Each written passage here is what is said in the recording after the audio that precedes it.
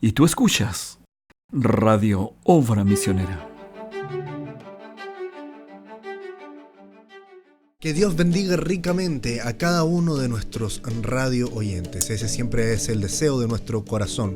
Sean cada uno de ustedes bienvenidos a la quinta edición de Nuestro Mundo, una mirada histórica a través de la Biblia. Me acompaña en el panel, como de costumbre en este programa, mi hermano Daniel Vargas. ¿Cómo estás, Daniel? Pedro, Dios te bendiga. Muy bien, gracias al Señor. Bueno, hoy ha sido un buen día y bueno, para darle a toda la audiencia que nos sintoniza, bueno, por todas las redes sociales, por estos espacios que bueno, tiene Radio Obra Misionera. Y bueno, estamos aquí para todos, para servirle y aquí avanzando.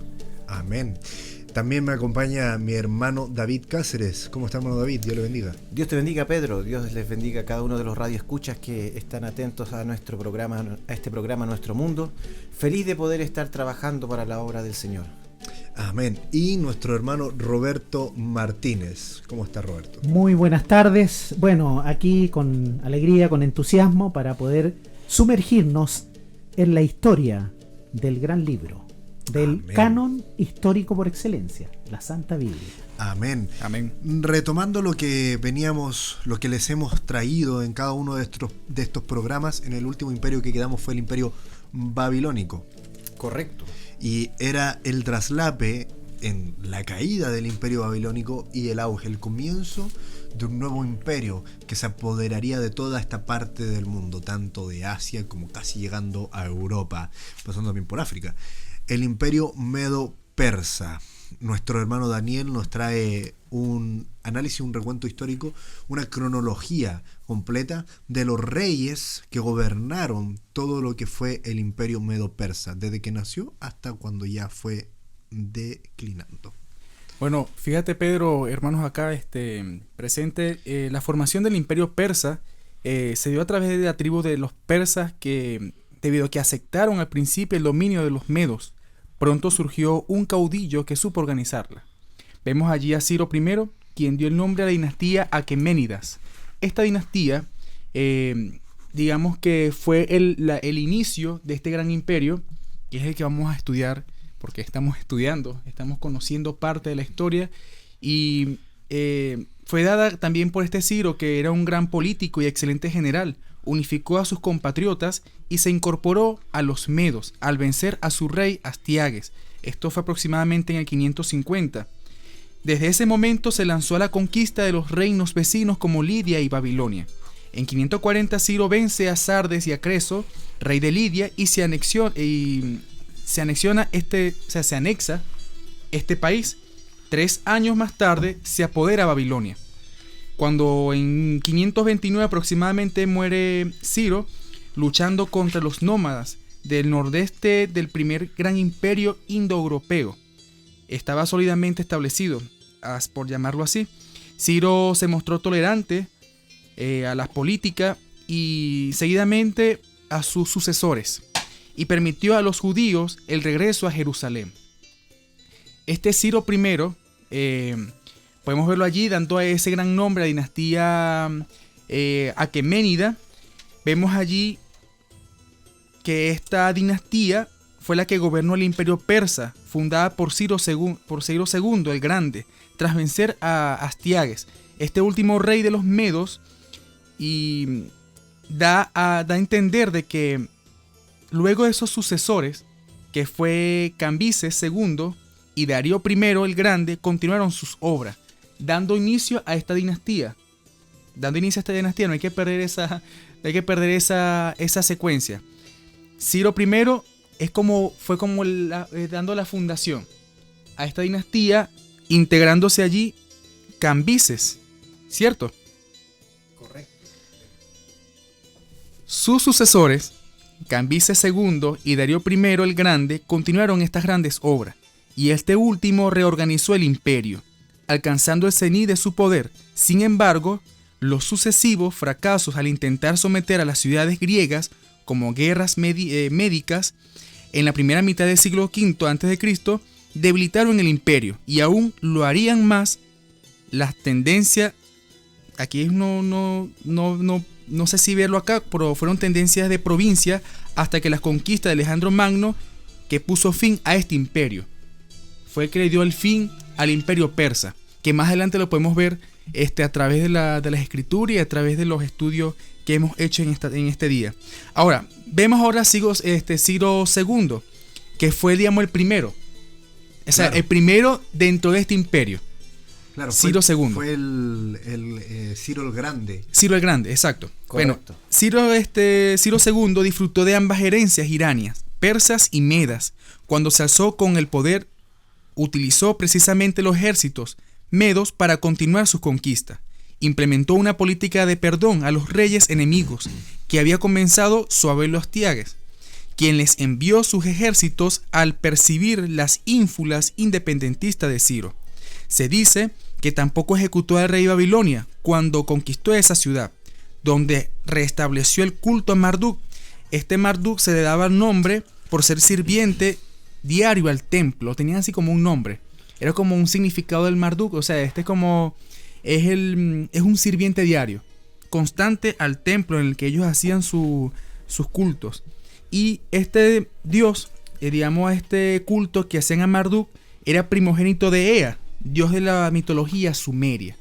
Es para dar más o menos digamos, conocer parte de este culto Claro. que hacía Ciro II, el cual fue un imperio o fue un gobierno de perdón, o sea, no mataba a sus enemigos, sino que mantenía la misma administración. Ahora bien, Ciro siguió, como ya lo hemos dicho, siguió la estrategia de no cambiar las estructuras administrativas de los lugares conquistados, pero sometiéndolos al poder imperial. A diferencia de cómo lo hacía Babilonia. Eso es correcto, que eran totalmente distintos. Lo vimos en los programas anteriores con Nabucodonosor y... ¿quién es el otro? ¿El hijo de Nabucodonosor? Belsasar. Belsasar, ya. Bien, vamos ahora con el segundo, que es Cambises II. Este segundo rey que fue parte y formó parte de este imperio. Y bueno, quien gobernaba Babilonia por esa fecha se erigió emperador y devino un gobernante tiránico, es decir, era uno de los más malos de ese imperio. El imperio comenzó a desestabilizarse con revueltas y antes de sofocarlas, Cambises murió. Según algunas fuentes dicen de que fue una herida autofligida. Luego allí vamos con Darío I. Darío I no fue tan clemente como Ciro y expandió el imperio y lo hizo prosperar. Dividió sus dominios en 20 satrapías, bien, encabezadas por miembros de la familia real, e hizo una carretera desde la capital de Lidia, que está ubicada al oeste de la actual Turquía, hasta Susa, que es la antigua capital de Elam, destinada al correo imperial.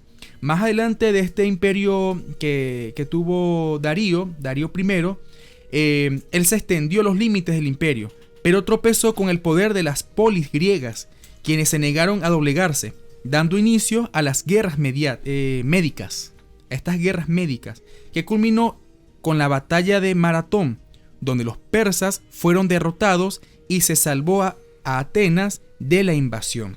Es allí que nosotros vemos el fin. Luego de estos tres reyes vemos el fin de esta dinastía, y es debido el fin de esta dinastía fue a través del dominio ¿cómo explico aquí? Este dominio de la dinastía aqueménida persa terminó cuando el imperio cayó en manos de Alejandro Magno, heredero de Filipo II de Macedonia. Eso lo vamos a creo que a ver más adelante. Por supuesto, cuando ¿Sí? lleguemos ahí a los griegos. Exacto, entonces el cual se impuso a todas las polis griegas. Siglos más adelante, otras dinastías persas, la sasánida, ¿sí?, que es la que se alzó en control de la región por 4 siglos, configurado en parte lo que hoy conocemos como cultura del Medio Oriente. Y bueno, esto es lo que podemos ver. Más adelante podemos ver esos 10 reyes que formaron parte de este gran imperio, luego del imperio babilónico, siendo uno de los imperios más poderosos. Correcto. Como lo hemos visto, uno de los más poderosos De su tiempo. ¿sí? Sí. De su tiempo y de lo que ha mostrado la Biblia a través de su palabra. Y bueno, hermano David. Claro, pero, antes de avanzar a la segunda parte, hagamos un recuento rápido, así para que nuestros radio oyentes entren así en un conocimiento un poco más cabal. Un pequeño recuento rápido de todo lo que dijo nuestro hermano Daniel, así como de la cronología que nos acaba de comentar. Primero, Ciro I, padre de Cambises I. Eso. Y luego de ellos viene Ciro II en el 550 al 530 a.C., que es el primer gran emperador que va a regir y que va a dar el auge completo al imperio medo-persa. Sí. Luego de él viene el Cambises II del 530 al 522 a.C. Fue un tirano muy muy malo, mató a su hermano, mató a su esposa, uno de los peores emperadores que tuvo este gran imperio. Luego de Cambises II viene Darío I en el 486 a.C. y luego viene Jerjes I del 465 y luego viene Artajerjes. Hasta ahí más o menos llegamos con una cronología, digamos, exacta según todo lo que nosotros investigamos, según diferentes fuentes, libros y páginas en las que cotejamos nuestra información. Hermano David. Correcto. Bueno, como bien decía nuestro hermano Daniel, este es un gran imperio. Vimos con el imperio babilónico la extensión que tenía este imperio babilónico, y fue eliminado por así decirlo, o desapareció de la faz de la tierra este gran imperio babilónico por el oso, el imperio medo-persa, que fue representado en la visión de Daniel como un oso, ¿cierto? Este oso atacó de tal forma con Ciro II a la cabeza. Como decía nuestro hermano Pedro, Ciro II fue el fundador de este gran imperio. Así ¿ya? es. Y a nosotros no podemos dejar de hacer honor a nuestro eslogan, una mirada histórica a través de la Biblia. Amén. Entonces podemos tomar esta cronología que muy bien presentó nuestro hermano Daniel y hacer un paralelo con la Biblia. ¿Y qué podemos decir de la Biblia, hermano Roberto? Que Ciro II lo podemos ver en los libros de Daniel y de Esdras, ¿cierto? Así es. Sí, Amén. sí. En el proceso, Daniel le tocó experimentar, prácticamente servirle, pero no tan sometidamente, sino que cumplir en obediencia, porque él estaba en una tierra extranjera. Él le debía obediencia a estos reyes, pero llegó un momento, ¿cierto?, que él fue dándose cuenta, y dentro de lo que captaba, la unción del momento, lo que ustedes citaban, porque estos imperios fueron sometiendo y destruyendo, y que fue la conducta eterna de las dinastías, qué dinastía era más poderosa de la que la antecedía, y así fue, pues. Y entonces Daniel, ante esa situación, Jehová Dios le fue dando visiones de lo que se venía para Israel y para estos reinos, porque él sufría en su corazón al ver que su pueblo estaba sometido. Correcto. ¿Ya? Correcto. Y es bueno para los radiovidentes, los radioescuchas, quizás hacer un cronograma como lo hicieron en la historia, hacerlo a través de la Biblia, por los libros de la Biblia. Podríamos decir que Ciro II podemos verlo en la Biblia con Daniel y Esdras. Jerjes I lo podemos ver en el libro de Esther. Y Artajerjes I lo podemos ver en el libro de Nehemías y también Malaquías. Ese podría ser el paralelo que tenemos cronológico entre la historia del imperio medo-persa y los libros del canon de la Biblia, de la Santa Biblia. Así es. Ahora, para los radioescuchas y también personas que quizás no son tan estudiosos ni ávidos de lectura de la Biblia, podemos ver aquí que Daniel, el profeta Daniel, el libro de Daniel, él vivió bajo dos imperios. Sí. Él fue cautivo a la tierra de Babilonia de la mano de Nabucodonosor, pero finalizó sus días bajo el imperio medo-persa. Claro. Incluso este imperio medo-persa, de la mano de Ciro el Grande, Ciro II, vio el poder de Jehová manifestado en Daniel cuando, a través del edicto que él realiza de la adoración a una estatua, y Daniel, al rechazar adorar esta estatua, es lanzado al foso de los leones. Claro. Ciro aprecia el poder de Jehová al ver que este hombre no es devorado por los leones. Y es tan fuerte el impacto de esta visión que en la misma Biblia aparece que Ciro, podemos leer aquí en Esdras capítulo 1, dice: en el primer año de Ciro, rey de Persia, para que se cumpliese la palabra de Jehová por boca de Jeremías, despertó Jehová el espíritu de Ciro, rey de Persia, el cual hizo pregonar de palabra y también por escrito por todo su reino, diciendo: así ha dicho Ciro, rey de Persia, Jehová, el Dios de los cielos, me ha dado todos los reinos de la tierra y me ha mandado que le edifique casa en Jerusalén, que está en Judá. Vean ustedes el impacto que tuvo este suceso que vio en Daniel este rey, que llegó a decir que Jehová le había hablado para reedificar la casa de Jehová.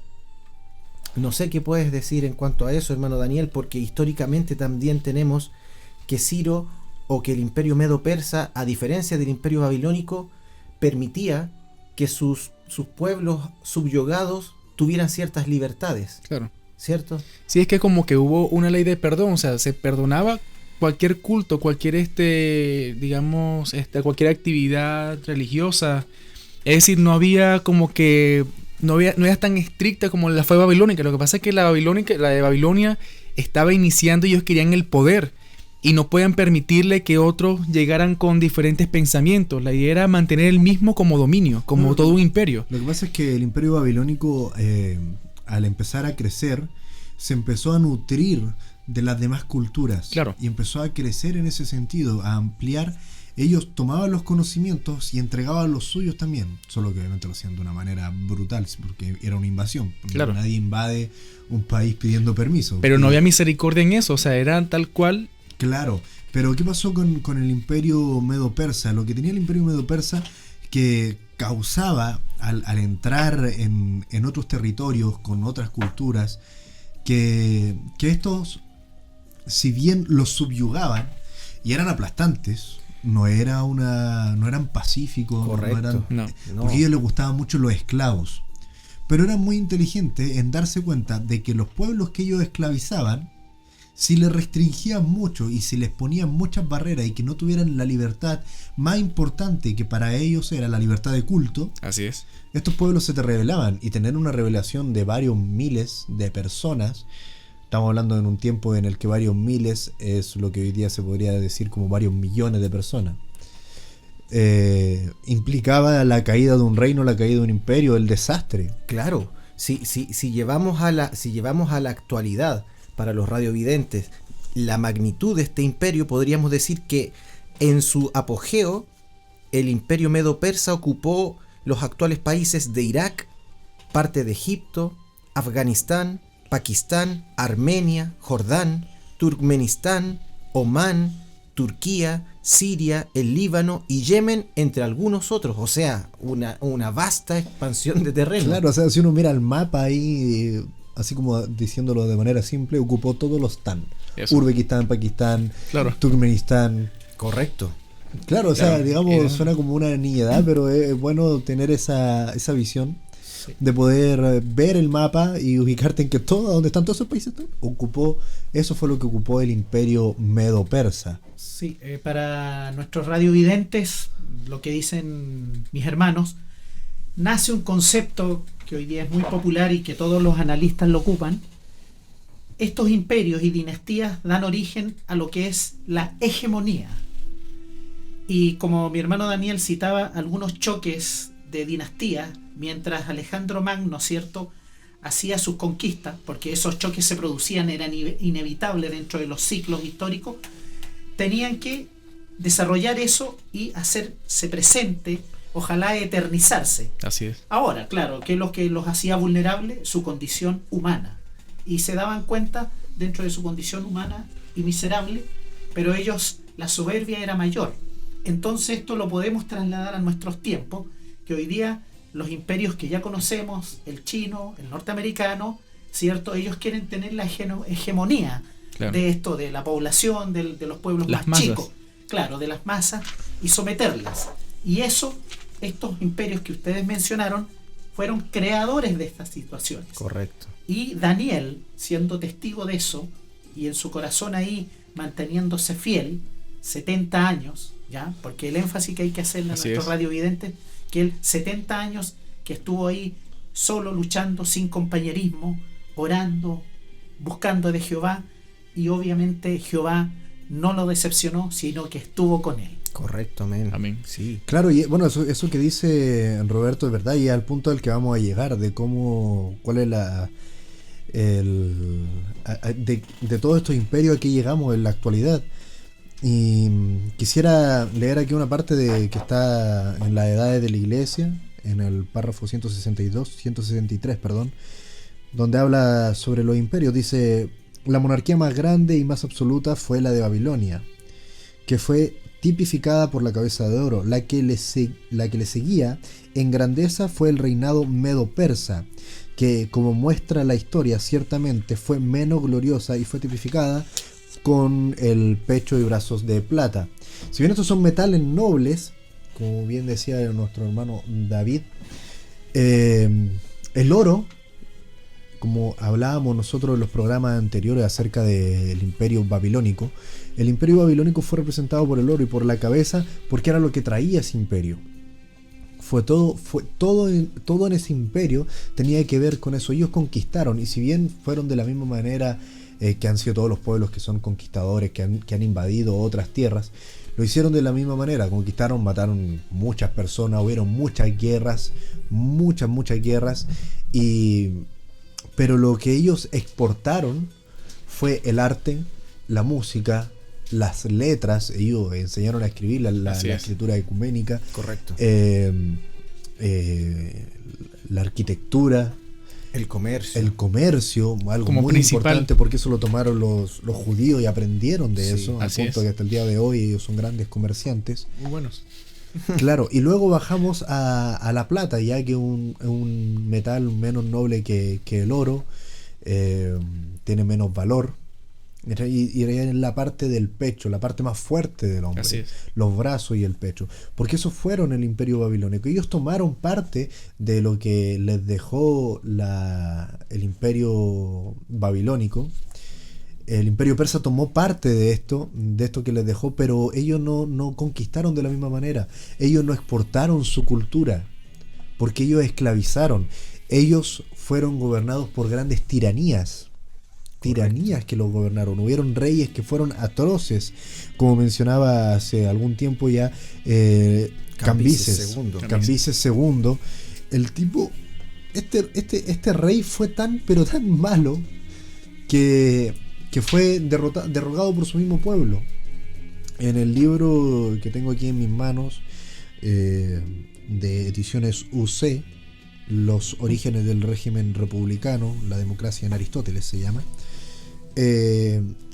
toma parte de los relatos de Heródoto en los libros Historias, los títulos consagrados de historias de Heródoto, donde habla de que Cambises, en un breve periodo, porque se volvían locos estos personajes que llegaban al poder, y pasa lo mismo con Nerón, los primeros 5 años que gobernaron fueron inteligentes y gobernaron bien, pero el poder los hizo enloquecer, y en esta locura, dice, en un breve periodo hizo asesinar a su hermano Esmerdis y mató con su propia mano a su hermana y a su esposa. Tremendo. El tipo mataba a medio mundo. ¿Y qué pasó? Que obviamente lo derrocaron y lo mataron. Y en este proceso, cuando se le derroca y cuando se le mata, que va a asumir Darío I en el año 486 a.C. Así es. Y Darío I va a ser un buen rey también, igual, de la misma manera, en sus inicios.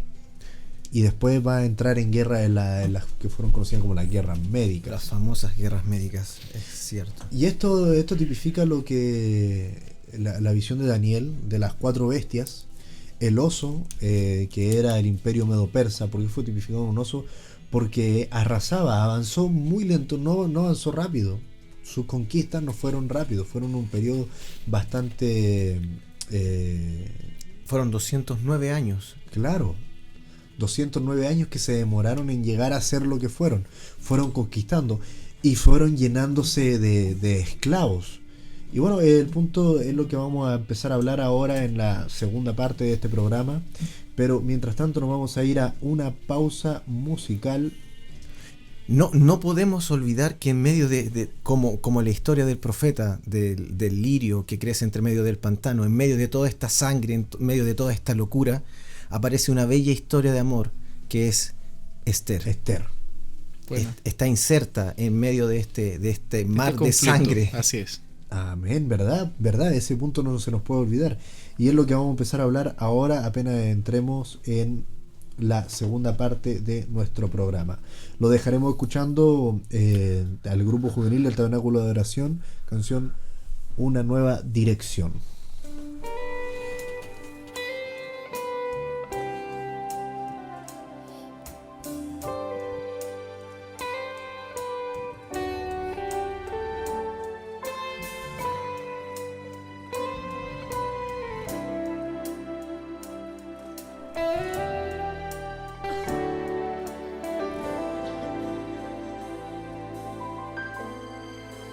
Breve volaré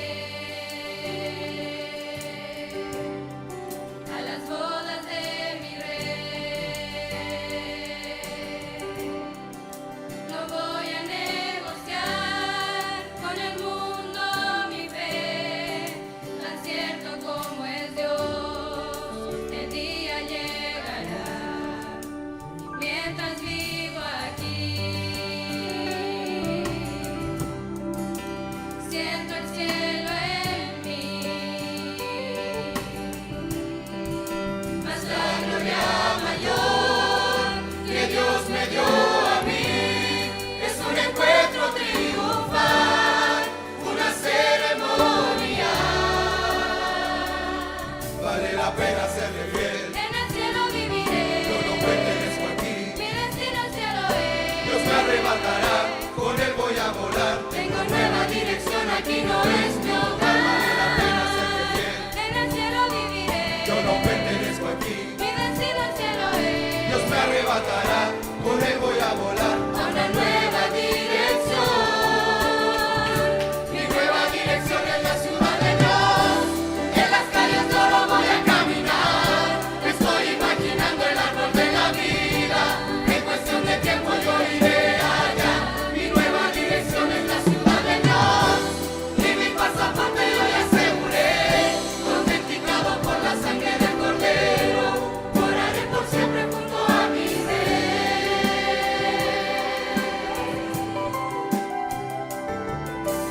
Santo, Santo, santo. En el cielo moraré, con los santos cantaré.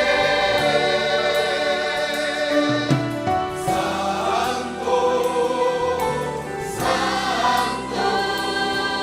A la gloria volaré, a casa llegaré, al llegar a mi hogar solo quiero adorar. Mi rey se está acercando, mi rey está volviendo. la trompeta está sonando y mi nombre llamará. Mi rey Mi se rey está se acercando, está acercando. mi Mi rey rey está volviendo. está volviendo. Aleluya.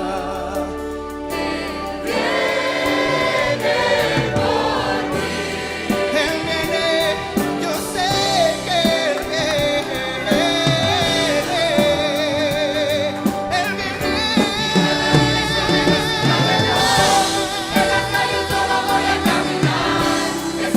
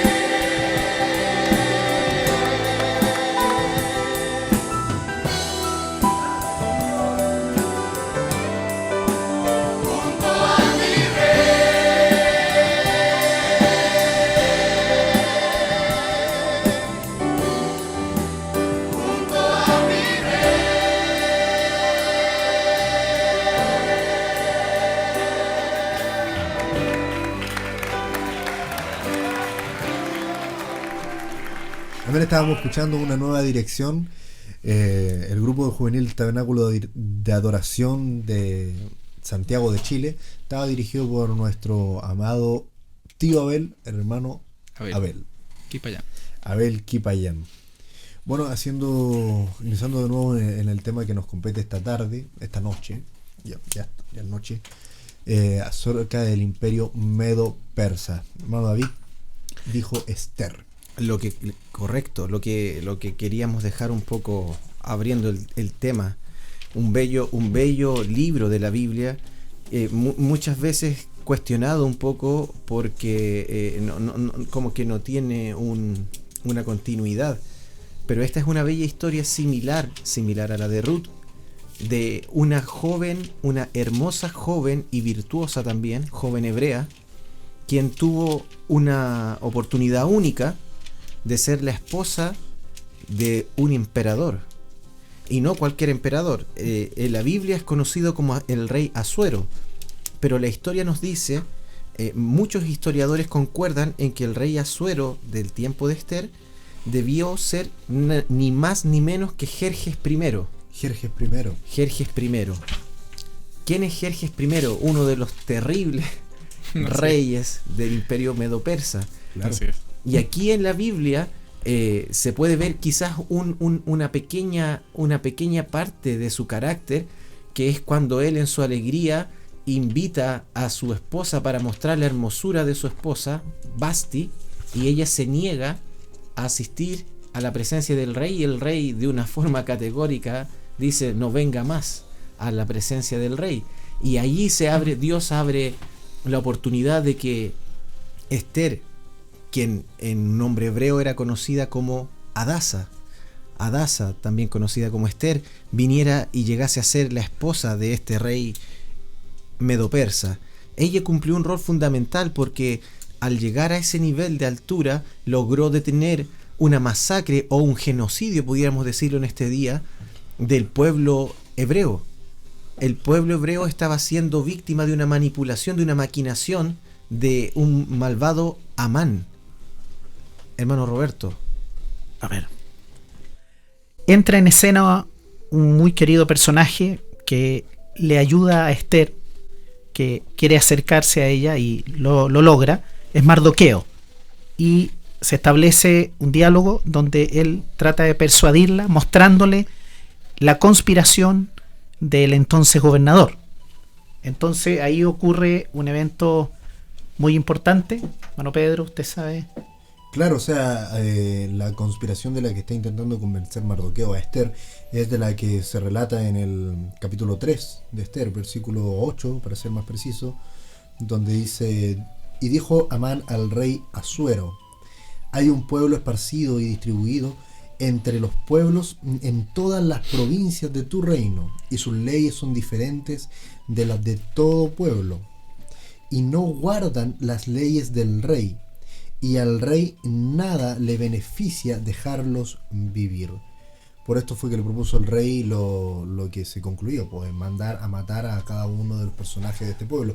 Les dijo: hay un pueblo, y no hizo, digamos, hincapié en que era el pueblo judío, el de los hebreos, porque sabía que la esposa de las muchas que tenía este rey, la esposa amada, era Esther, y Esther era de este pueblo.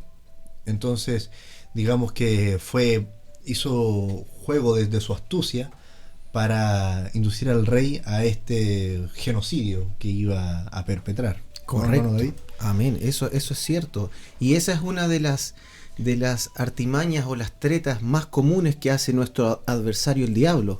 Él usa una astucia para tergiversar las cosas, y en este punto vale bien recordarnos que aun cuando vivimos en este mundo somos peregrinos y extranjeros, y debemos caminar siempre con mucho cuidado. Como dice nuestro profeta, Satanás, el diablo, siempre tiene derecho a golpearnos. No, y claro, esa astucia, hay algo que se ha repetido varias veces en las predicaciones, y lo dice Manuel Branham, que el diablo es un estratega. No es un estratega, sofista. Es un sofista. El mejor en de los- retórica. Correcto. El sofismo no tiene que ver con la filosofía. No tiene que ser, como nos dice el diablo, un pensador, filósofo, alguien con el que tú vas a hablar y te va a ganar porque es muy inteligente. No, porque ante eso, o sea, Pablo podía ganarle en un debate directamente al diablo, sino que un sofista es esto. Este personaje aquí no le está mintiendo al rey. La descripción que dio de un pueblo que no sigue tus leyes, que bla bla bla, Es no correcta. era una mentira, es correcta, le estaba diciendo la verdad, pero no toda la verdad. Él juega, un sofista hace eso. En un debate retórico, juega con la verdad. Es lo que hizo la serpiente con Eva. Ese es el padre. Por Claro. eso el profeta dice que Satanás es el padre de los sofistas. Y eso es lo que nosotros debemos tener cuidado, que nuestro adversario es un sofista y él va a tomar la verdad, va a trabajarla de tal forma que te va a tratar de hacer caer en el engaño pensando que estás caminando por la verdad. Ahora, Lo quiso hacer con el Señor Jesús. correcto. Le citó la palabra. Asimismo en el desierto. Sí, amén, es cierto. Ahora, tú, joven radio escucha y hermano que nos estás atendiendo en este programa, recuerda siempre que Dios te tiene con un propósito donde estás. Esther llegó a ese lugar con el único fin de salvar al pueblo de Israel. Ella fue el canal de salvación que Dios ocupó para liberar a su pueblo de mano de este malvado Amán. Y de usar a este personaje, Jerjes I, que aquí aparece como Asuero, podemos ver el lado más bondadoso, quizás el lado más romántico de este rey, pero no nos podemos olvidar que este rey tenía una personalidad terrible. Pero Dios ocupó a Esther a beneficio del pueblo de Israel. Amado hermano que tú nos escuchas, puede que Dios te esté ocupando en este momento para ayudar a algún hermano, para ayudar al reino de Dios. Así que no pienses que lo que Dios te está dando, las bendiciones que quizás Dios te está dando en este momento, en esta tierra, son para ti solamente. Son de bendición para bendecir al pueblo de Israel, al pueblo de Dios. Amén. Y claro, como bien mencionaba, este rey Jerjes tiene doble cara, ¿no? Y eso se aprecia en lo que fueron las guerras médicas y en la política que ejerció este rey. Fíjense en este detalle. El rey Megaviso, suena como mega aviso. El rey Megaviso primero, si no me equivoco, ¿no? ¿Cierto? Déjame revisar aquí mi apunte. Megavises. Ahí está.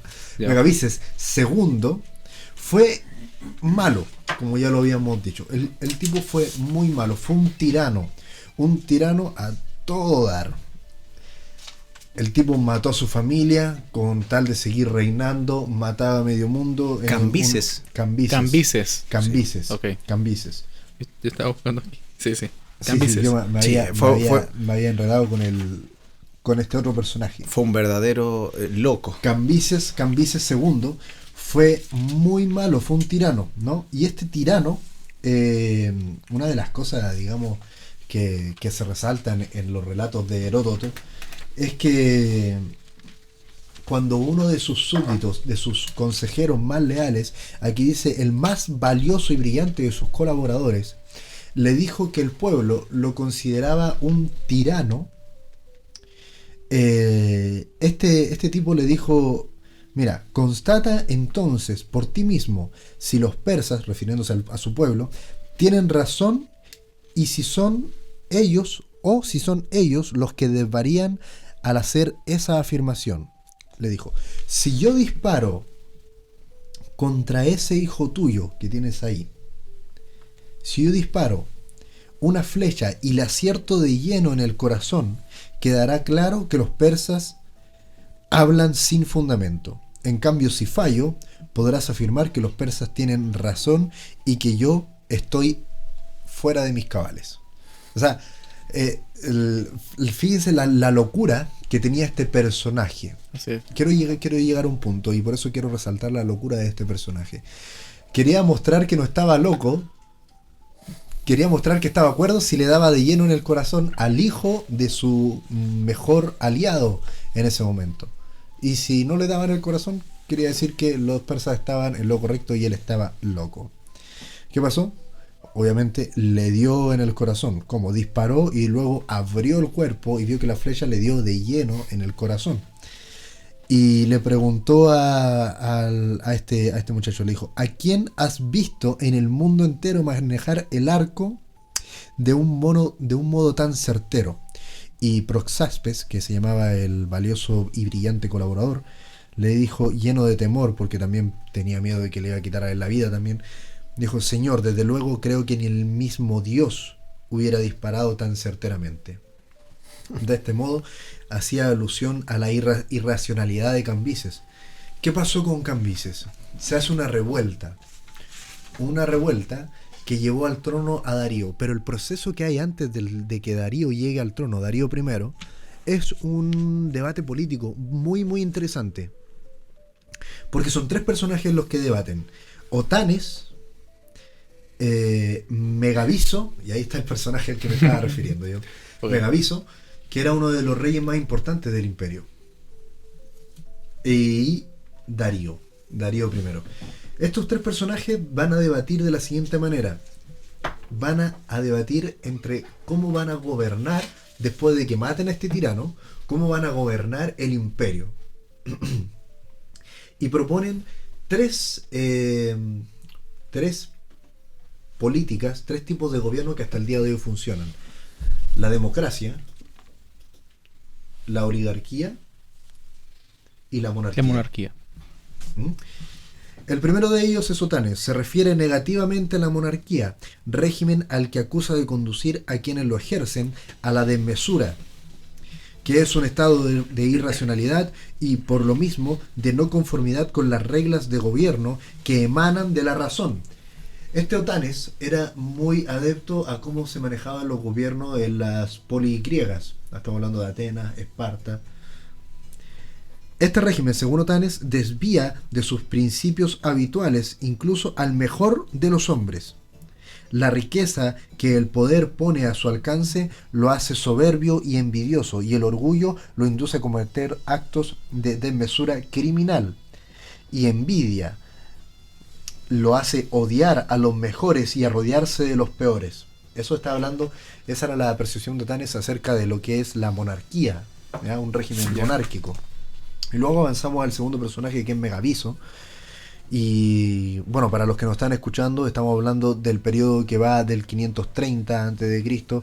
hasta el 486. Bien. El segundo personaje, que es Megabizo, dice, él proclama su referencia por el régimen de la oligarquía. Fíjense en este detalle, porque esto es lo que estamos hablando, parece ser muy antiguo, pero si ponen atención se van a dar cuenta que es la mera actualidad. Dice Megabizo, en su opinión, dice, dice, Otanes, en su opinión, rechaza a los hombres más sabios. Dice, expone dos juicios negativos contra el gobierno del pueblo, porque Otanes proponía la democracia, la isonomía, que gobernara el pueblo, que gente del pueblo, las más preparadas, estuvieran rotando cada cierto tiempo y haciendo un buen uso del cargo que se le estaba dando. Y si no cumplía bien, bueno, lo mataban a todo el mundo en ese. Dice, expone dos juicios en contra del gobierno del pueblo. La muchedumbre es estúpida e insolente, es inepta y además cae fácilmente en estado de mesura y desenfrenada. Se refiere así a la gente y dice que la mejor manera de controlarlo es a través de algo que se va a dar más adelante en el Imperio Romano, pero sí a gran escala, que es el pan y circo. Luego de este personaje viene Darío. Darío, el tercer personaje que posteriormente será elegido rey de los persas, manifiesta su coincidencia con Megabizo respecto a que el gobierno popular, por su desmesura y su desacuerdo con la idea, plantea su desacuerdo con la idea de un gobierno oligárquico. Él propone que todo debe caer en manos de un rey, porque un emperador sabio puede guiar al pueblo de la mejor manera. Y ahí es cuando, luego de unos pequeños, digamos, asesinatos entre estas discusiones, Darío asciende al poder. Y Darío, en su afán de expandir territorialmente el reino, entra en guerra con las poligriegas, que habían sido, hasta la fecha, habían sido aliadas de este gran imperio. Y ningún rey se había atrevido a entrar con ellos porque, el terreno de Grecia es muy complejo. Donde están ubicados lo que es Atenas y Esparta, ese archipiélago, es complejísimo. Que los barcos de la época pudieran desembarcar desembarcar en su territorio y poder invadir era muy complejo, tanto que no había la tecnología suficiente como para hacerlo. Y eso implicaba que estas polis pudieran vivir muy bien y que fueran un punto de comercio muy importante para lo que era el Imperio Persa. ¿Qué pasó? Que Darío intenta invadir a los persas, o sea, a los griegos. Y ahí es cuando se da la batalla de Maratón. No sé si han escuchado acerca de la batalla de Maratón. Sí. Hoy en día, por ejemplo, se corren las maratones, que es en honor al soldado que corrió esa cantidad de kilómetros. 42 kilómetros. Corrió hasta Atenas para dar el aviso de que habían salido victoriosos. Y eran casi 3-1 los ejércitos. La proporción. Claro. Y bueno, ¿a qué quiero llegar? En los tipos de gobierno que se plantearon para dirigir a Medo-Persa, al Imperio Medo-Persa, no daban abasto. ¿Por qué? Porque los medios persas no tenían gente libre. Dice, los hombres libres. Por esta razón, el discurso de Otanes es en un tanto ficticio y retórico. Es decir, no puede referirse al pueblo persa, que estaba lejos de experimentar la ciudadanía bajo la sujeción más completa de un poder ominomodo. Más bien se refiere al soberano, la pequeña minoría oligárquica que disponía de un grado de libertad, porque estaban todos bajo la presión del tirano. Entonces, podemos apreciar en estos detalles que el imperio persa se dedicó a eso. Ellos son, en lo que dice Ariel, son la única bestia que se les dice, que se les da orden de devorar mucha carne. Se les da una instrucción, sí, esta bestia es la única de las 4 que tiene una instrucción y se les dice, devora mucha carne. Fueron terribles, esclavistas, como Claro. dice nuestro hermano Pedro. Y cabe recordar aquí que no es que haya desaparecido un imperio y haya aparecido otro. Estos imperios en ciertos momentos se empalman en el tiempo. No es que haya desaparecido Babilonia y cuando este imperio medo-persa está en su auge, el imperio griego ya está creciendo. Como bien dice nuestro hermano Pedro, a través de estas guerras médicas, ellos ya estaban luchando. Y en la caída de este imperio medo-persa, a través de las manos de Alejandro Magno, Grecia como tal ya tenía bastante tiempo de historia. Ahora, no podemos olvidar que a través de todos estos imperios siempre, y es lo que pudimos ver con el ejemplo de Daniel, que fue parte tanto del imperio babilónico como del imperio medo-persa, Dios siempre tuvo un testigo a través de estos imperios. Y podemos recordar una cita del profeta del mensaje principio y fin de la dispensación gentil. El profeta dice así: Dios siempre ha tenido un testigo en algún sitio. Él jamás se dejará estar sin un testigo. No importa si a veces ha tenido solo uno, pero siempre ha tenido a alguien sobre el cual él pueda poner sus manos y decir: este es mi siervo y él hará lo que yo le diga. Y eso nos gusta, dice el profeta. Y lo podemos ver en Daniel, también lo podemos ver en Esther, que Esther es tipo de la novia. Ella quedó rodeada de... no tenía ninguna salida más que ir y enfrentar al rey. ¿Y cómo lo hizo ella? Le pidió al pueblo, a través de Mardoqueo, que hicieran un ayuno. Ella misma hizo un ayuno y se arriesgó su propia vida para entrar a la presencia del rey sin ser ella llamada. Arriesgaba a ser... Eso claro, es difícil de repente de entender, decir por qué tanta exageración si era su esposo. Pero tienen que comprender qué es lo que era el imperio persa. El imperio persa era, como bien mencionaba yo acá hace algunos minutos, el imperio persa, las tiranías eran tal que ni siquiera las personas más cerca del rey, las que estaban ahí en el rango de oligarcas, que tenían mucho poder adquisitivo, no disponían de una libertad muy limitada, al punto que Esther tuvo que poner al pueblo a ayunar y a orar, ahí estar en oración, para que ella, al ir a la presencia del rey, no la mandaran a matar. Correcto. Y es esa presión a la que se vio enfrentada Esther, porque quizás Esther en algún momento, humanamente hablando, pudiéramos haber dicho, bueno, en la posición en la que estoy, a mí nunca me va a afectar esta matanza. Pero Mardoqueo le dice, recuerda tus orígenes, tú también eres hebrea. Entonces eso es un bello paralelo de lo que estamos viviendo nosotros hoy en día. Quizás usted puede decir, no, yo estoy bien aquí como estoy, pero el profeta dice que las bombas atómicas están colgando, y Tienen su tiempo. y en cualquier momento esto va a desaparecer y no hay nada seguro en esta tierra.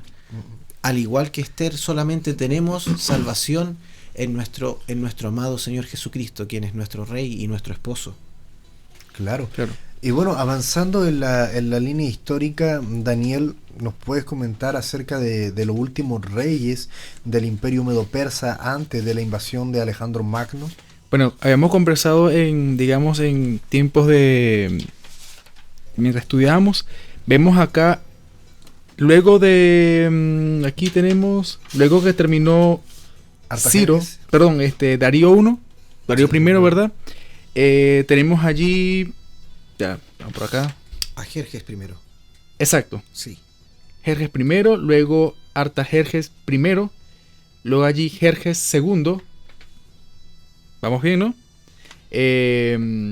Darío II, Artajerjes II, Artajerjes III, Artajerjes IV, Darío III, y bueno, hasta allí damos fin a esa, digamos, a esos reyes, y que da hincapié a esos 10 cuernos De la visión de la Daniel. visión de Daniel. Correcto. Son 10 claro. reyes que dan hincapié a este imperio persa. Es que bueno que la Biblia hace esos cambios de nombre. Sí. Porque tanto Darío, ¿Te tanto imaginas? Artajerjes, tanto Jerjes. Claro, es que lo que estábamos conversando, oye, pero aquí tengo a Ciro, pero no sé si Ciro primero, Ciro Claro. segundo, no lo sabemos. Pero Pero sí por sabemos la bien data. que, claro, y lo bueno es que es la historia que nos muestra la palabra, la Biblia, oye, hay muchos historiadores que le dan igual, le dan años, le dan lugares, Claro, entonces, pero damos que en sí la palabra, como ese libro de ayuda espiritual, también nos muestra de que más allá de la salvación, más allá del estar pronto con nuestro Señor, hubo una historia que pasó por imperios, por grandes imperios, y que bueno, que hoy vemos esos mismos espíritus. Por ejemplo, comentabas de la oligarquía, la monarquía y la democracia. Y yo estaba leyendo algo aquí, por cierto, lo tengo acá cerca, que son tres sistemas. Por ejemplo, la oligarquía es enemiga declarada de la democracia. ¿Sí? Sí. La primera es el gobierno de los ricos, la oligarquía. Sí. La segunda, el gobierno de los pueblos. claro, y como mencionábamos en el programa donde hablamos de la democracia, es como es que hoy en día vivimos en oligarquía. Vivimos en oligarquía y Claro. llamamos democracia a algo que no lo es. Que no está. Ahí vamos, ahí donde yo digo, la primera es enemiga, la primera, que es la oligarquía, es amiga del gobierno de los ricos. La segunda, el gobierno de los pueblos, la democracia. Ahora, a ellas se oponía la monarquía, la aristocracia y la república, que consistían respectivamente en el gobierno de uno, pocos o muchos, respetando las leyes y promoviendo la justicia. Es decir, 3 sistemas que, así como se vio allí en ese imperio, lo vemos ahora. Sí, y ahí es como cuando hacemos honor a George Orwell. El tema, Vale. ya que nombra estos extraordinarios conceptos gubernamentales que hacen honor a la efectiva gobernanza Así es. y a las promesas, más adelante, hermano Pedro, y acá todos los panelistas, podríamos llevar a un análisis, a una situación que está ocurriendo ahora, que lamentablemente los medios de prensa han acallado, lo toparon por encima, respecto a un tratado, el TP-11, que es un tratado transpacífico, ¿cierto? Donde son 6.000 hojas. Consta de Imagínate. 6.000 hojas consta este tratado. Y en ese proceso habla de que todo lo que los gobiernos quieran hacer en el contexto social van a tener que consultarle a los oligarquías, a los Oligarcas. a los empresarios, a los dueños. A los dueños del mundo. Claro. Y en detalle podríamos verlo porque hace sentido con todos estos imperios, dinastías que se han perpetuado en el tiempo. Y la historia es cíclica. Sí, es que adoptan viejos sistemas que en realidad tuvieron mucho auge, y ellos ven los resultados. Y es por eso que lo hemos aplicado en sistemas, en leyes, Vemos Lo que pasa es hasta que en los pueblos que olvidan su historia están condenados a repetirla. eso. Y por olvidarla, mira, están repitiendo. Si ellos se mantienen esos grandes... Y para los poderes fácticos que estudian la historia, les gusta que la repitan y se aseguran cambiando los términos. Por eso es que hoy día llamamos democracia a lo que no lo es, pero volviendo- recuerda que este es un mundo gobernado por quién. por Satanás. el diablo. Entonces, eso es su dominio. Es su dominio mantener eso allí, pero sabemos bien que tenemos un gobierno que no veremos nada corruptivo, no hará corrupción Entonces, ante eso. Ya nos estamos acercando aquí al final de nuestro programa, de esta quinta edición del programa Nuestro Mundo. Hacemos un recuento.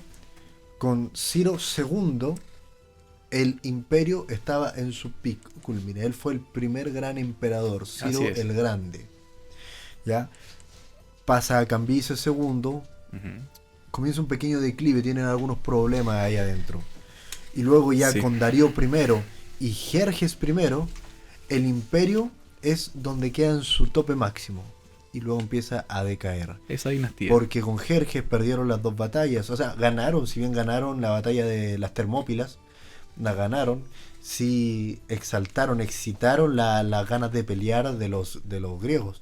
Y perdieron en Salamina. Batalla que les costó retroceder desde Salamina, lo que es la ciudad de Chipre, por donde a propósito también pasó Pablo sus primeros viajes. El primer viaje. Perdieron la batalla y empezaron a retroceder, lo cual implicó que el imperio se empezara a desgastar y a caer, y Grecia como tal comenzara a crecer. Entonces eso nos lleva a que en el próximo capítulo vamos a hablar de la conquista de Alejandro Magno. Oh. Claro. Que no fue la conquista así como de que Grecia se haya expandido de plano, sino que Alejandro Magno partió porque eran ciudades cosmopolitas.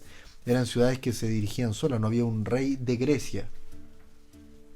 Atenas se manejaba por la democracia, por la isonomía, Esparta tenía rey, entonces Alejandro Magno partió de Macedonia conquistando todas las ciudades y haciendo que Grecia se convirtiera en un imperio. Y ahí vamos a hablar de eso el próximo fin de semana. La siguiente bestia, el leopardo. Quisiera cerrar mi participación recordándoles a los radiovidentes una cita que se encuentra en Primera de Pedro que siento que es muy atingente este momento, y recordando también el maravilloso servicio que tuvimos hoy en la mañana.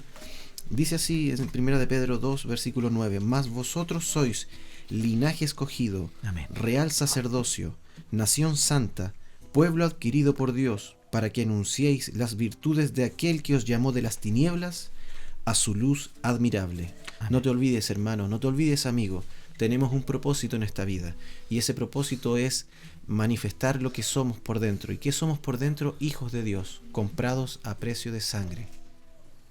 Amén. Amén. Así es. Amén. Amén. Bueno, gloria a Dios. Esperamos que este programa sea de bendición. Y nos vemos en la próxima, pues. Dios les bendiga. Dios les bendiga. Dios les bendiga, buenas noches. Amén.